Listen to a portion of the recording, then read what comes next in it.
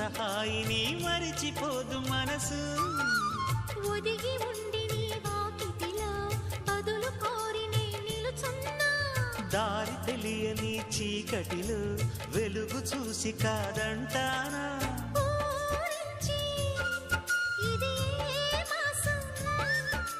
ప్రేమించే ప్రతి గుండెను అందెల సందడి చేసే హేమంతం ఇది.